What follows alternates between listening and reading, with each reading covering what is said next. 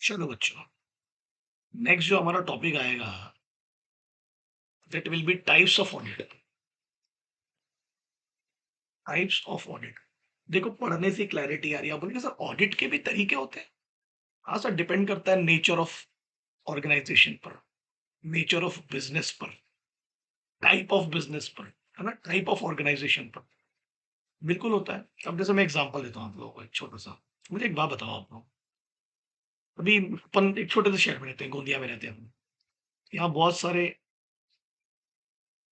Soul trader होते होंगे, sole proprietor हैं। यहाँ बहुत सारी एचयूएफ होती होंगी जो बिजनेस करती होंगी, हिंदू अनडिवाइडेड फैमिली। यहाँ बहुत सारे पार्टनरशिप फॉर्म्स होते होंगे बेटा। मुझे बताइए, सही से बोलना। क्या इस प्रकार के बिजनेस पर जो लेस रेगुलेटरी है, जहाँ सरकार का ज्यादा कंट्रोल नहीं है, क्या यहाँ ऑडिट कंपलसरी होता होगा? सोचो। पहले ऑडिट को डिफाइन करो। Sir, audit it is an independent examination of financial information in the financial statement,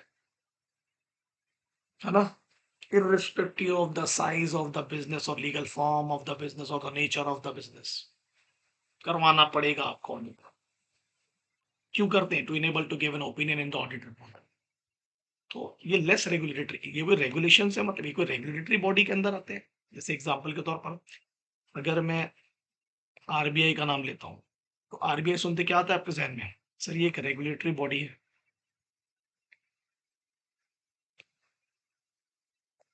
किसको रेगुलेट करती है? सर, बैंक्स को। तो क्या बोलेगी वो? आरबीआई क्लियरली बोलेगा भाई बैंक्स को अपना ऑडिट कंपलसरी कराना पड़ेगा और इसकी रिपोर्ट आप मुझे सबमिट करें। क्वार्टरली ऑडिट करवाएं, हाफ ईयरली करवाएं, ईयरली करवाएं। ठीक है, इसको बोलते हैं बैंक ऑडिट। तो यहाँ पर बैंक्स के ऊपर क्या आ गया?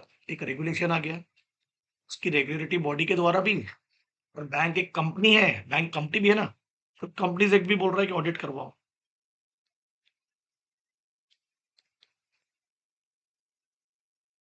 That is why I am saying कि इनका नाम देखो ना, कितने सोल ट्रेडर होंगे। अब ये इसको क्या हम कंपलसरी करें ऑडिट करवाना? ये बाहर से चार्टर्ड अकाउंटेंट हायर करेंगे ना, सर ऑडिट करवाए अपनी रिपोर्ट सबमिट करें।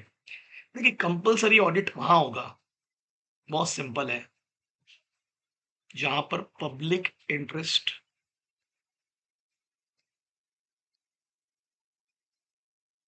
पब्लिक स्टेक, पैसा भी लगा है लोगों का। जैसे एग्जांपल के तौर पर छोटा सा उदाहरण है, बायजूस को लेके इतना क्यों इशू आता है? अपन सुनते हैं ना, बायजूस को डेलॉयट ने ऑडिट किया और बीच में लीव भी कर दिया। बायजूस में पब्लिक इंटरेस्ट इन्वॉल्व है, पब्लिक स्टेक इन्वॉल्व है, पैसा इन्वॉल्व है लोगों का, क्रेडिटर का, इन्वेस्टर का। तो हमारी सरकार बोलती है कंपलसरी ऑडिट करवाओ और अपनी रिपोर्ट पब्लिश करो कि लोगों को पता चले कि तुम उन पैसे के साथ क्या कर रहे हैं। बराबर है। अदानी के साथ में क्या है? अदानी भी तो लोगों के पैसों से चल रहा है। 4-5 दिन पहले की रिपोर्ट देखा होगा आपने, डेलॉयट ने वहां से बिलीव कर दिया। ये कंपलसरी ऑडिट्स है। ऐसी ऑर्गेनाइजेशन बेटा, ऐसे इंस्टीट्यूशंस जहां पब्लिक का इन्वॉल्वमेंट होगा, है ना, पब्लिक का पैसा होगा, जहां स्टेक्स इन्वॉल्व होंगी ना, वहां आपको ऑडिट कंपलसरी कराना पड़ेगा। वहां आपसे पूछा नहीं जाएगा, है ना। दूसरी बात, ये जितने भी बिजनेस है ना, sole trading, HUF, partnership firms, ये लेस रेगुलेटरी है। तो यहाँ पर कानून क्लियरली इनको बोल रहा है, ऑडिट बोल रहा है, आपको लगता है तो आप करवा लो।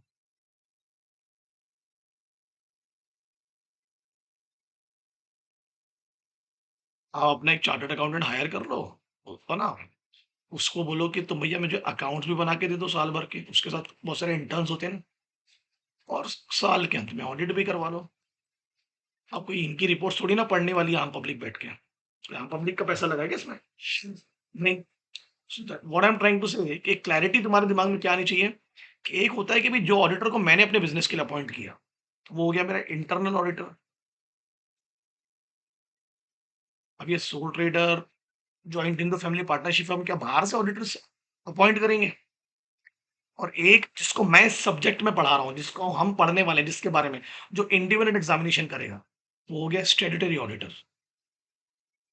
कानून बोल रहा है अपॉइंट करना पड़ेगा, कानून बोल रहा है बायजूस को कि तेरे को अपॉइंट करना पड़ेगा, तू नहीं करेगा तो हम अपॉइंट करेंगे तेरे लिए। कानून बोल रहा है एलआईसी को करना पड़ेगा तुमको ऑडिट, पब्लिक इंटरेस्ट की बॉडी हो, तुम नहीं करवाओगे तो हम भेजेंगे स्टैट्यूटरी ऑडिटर को, तो you have to do it. इसी के बीच का तो लाइन है ना, तो अपने ऑडिटर को आप अपने हिसाब से अपॉइंट करो।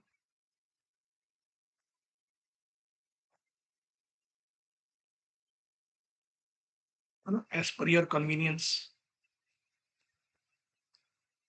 क्योंकि फायदे तो मिल ही जाते हैं, ऑडिट करवा के रिपोर्ट रिपोर्ट सबमिट कर दो तो सरकार की तरफ से भी कुछ बेनिफिट तो मिल जाते, तो लॉ बोल रहा है करवा लेना भाई ऑडिट, क्या दिक्कत है, एज पर योर कन्वीनियंस। और स्टैट्यूटरी ऑडिट क्या बोल रहा है, तुम्हारा मन हो या ना हो, you have to do, compulsory कराना पड़ेगा आपको।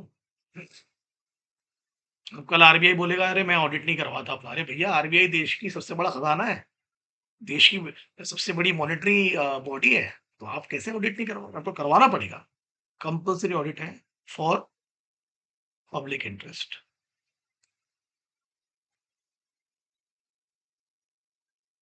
Clear.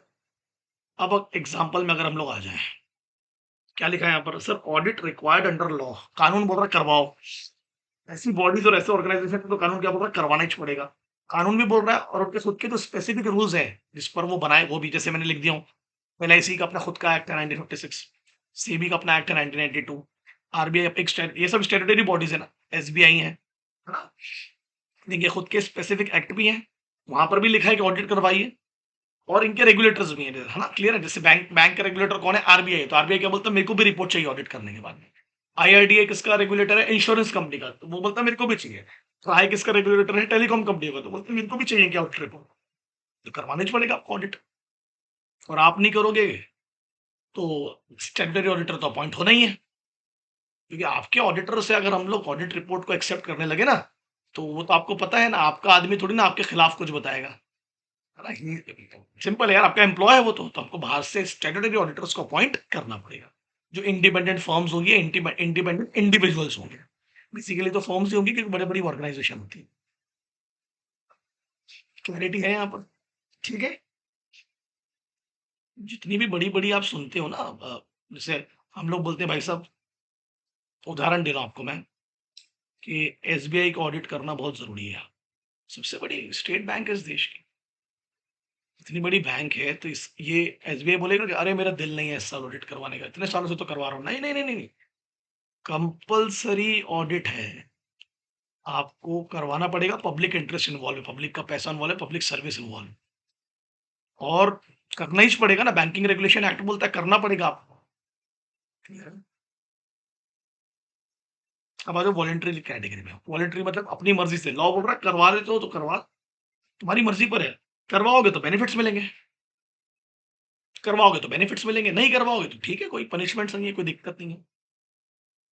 Sole proprietor, partnership forms, Hindu undivided families, ठीक है, जिनको कोई स्पेसिफिक रेगुलेशंस को फॉलो करना है, क्या कोई कानून फॉलो करते हैं लोग स्पेशली, नहीं सर ऐसा तो कुछ नहीं है, बचपन में पढ़े थे कि labour law tax law follow कर लेना, कौन, sole trading concern, partnership firm अपना इंडियन पार्टनरशिप एक्ट को फॉलो कर लेगा, और हिंदू अनडिवाइडेड फैमिली तो हिंदू सक्सेशन एक्ट को फॉलो करता है, बट वहां ऑडिट से रिलेटेड बात हमने तो आज तक नहीं पढ़ी,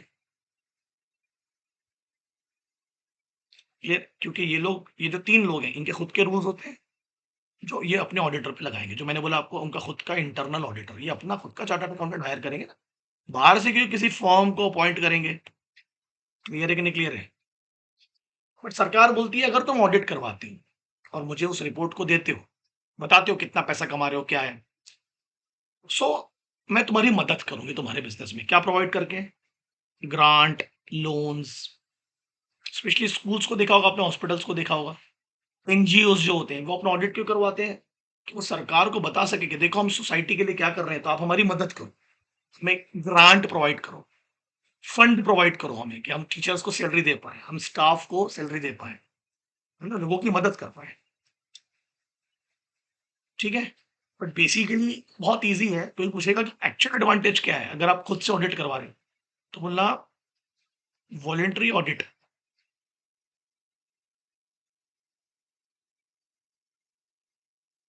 इज बेसिकली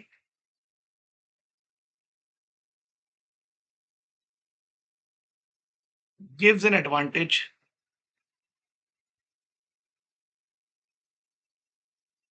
स्केप मतलब भागना। बोलो, to escape from independent auditor. अगर तुम अपना ऑडिट करवा लेते हो, तुम बाहर से कोई इंडिपेंडेंट ऑडिटर तुम्हारे लिए अपॉइंट नहीं किया जाएगा। एडवांटेज वही है, ठीक है? तो खुद के पर्सनल ऑडिटर से करवा लो, बट करवा लो, करवा के तो रखो, बेनिफिट्स मिल जाते हैं बाद में। ठीक है, सरकारी कंपनियों को हम लोग बाद में पढ़ेंगे, अभी उसको हम डिटेल में नहीं, अभी इतना समझा कि मुझे एक बात बताओ, लिख पाओगे अगर ये पूछेगा तो? इट डजंट मीन कि अगर आप ये लोग ऑडिट नहीं करवा रहे तो कोई गुनाह कर रहे हैं, they are not doing something illegal.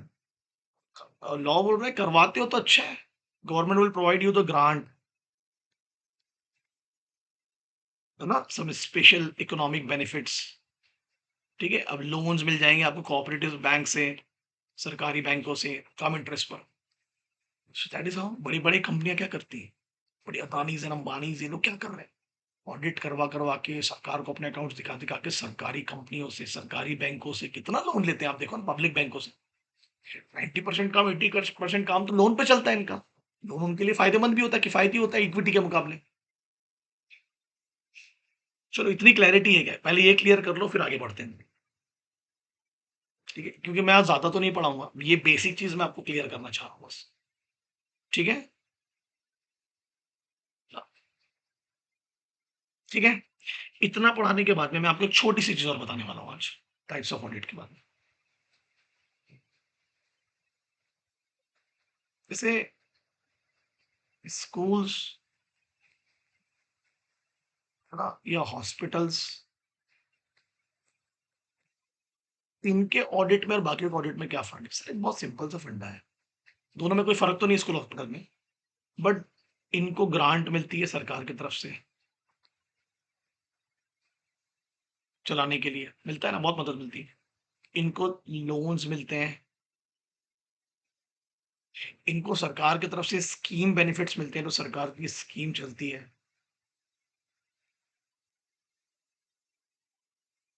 तो अगर इन चीजों का बेनिफिट आपको चाहिए तो आपको क्या करना पड़ेगा, कंपलसरी ऑडिट करवा लो और ये बेनिफिट्स को एंजॉय करो। यही होता मतलब इसका। बेसिकली क्या है कि अब एक और चीज है, अब उदाहरण दे देता हूँ आपको मैं। मान लेते हैं ये स्कूल है, हॉस्पिटल है, या क्लब्स होते हैं, क्लब्स होते हैं, पढ़ा है ना आपने, क्लब्स भी होते हैं, ठीक है, एनजीओ होते हैं।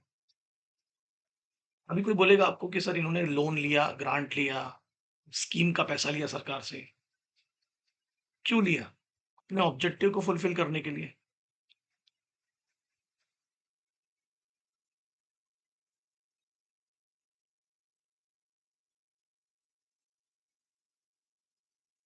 या कोई मंदिर है, मस्जिद है, दरगाह है, चर्च है, ये लोग भी तो होते हैं इंस्टीट्यूशंस जहाँ ऑडिट कराया जाता है। सरकार क्या बोल रही है, सबको बेनिफिट दूंगी, मैं सबको ग्रांट दूंगी, मंदिर में पैसा दूंगी, मस्जिद में पैसा दूंगी, मिलता है ना, सरकार की तरफ से मदद मिलती है, इनिशियल लेवल पे भी मिलती है, बाद में मिलती है, सब कुछ करूंगी मैं। तुम उस पैसे से जो करना है करो, कोई दिक्कत नहीं है, बट एक बात ध्यान रखना, मान लो वो मंदिर मस्जिद में क्या हो रहा है, फॉर एग्जाम्पल खाना खिलाया जा रहा है, उदाहरण दे रहा हूँ आपको मैं छोटा सा, और उसके 10 रुपए लिए जा रहे हैं फॉर फूड और फॉर ड्रिंक, यानी पानी के लिए। कोई बोलेगा ये तो गलत बात है, आपने पैसा लिया सरकार से और आप उसको कमर्शियली यूज कर रहे हो, आप उस पे धंधा कर रहे हो, आपको तो मंदिर मस्जिद पे खर्चा करना चाहिए, पूजा पूजा पर, नमाज पर खर्चा करना चाहिए, ये क्या कर रहे हो आप? तो अगर उस मंदिर और मस्जिद ने प्रूफ कर दिया कि 10 रुपए का हम खाना बेचेंगे, इस खाने को भी हम लोग अपने ऑब्जेक्टिव के लिए खर्च करेंगे,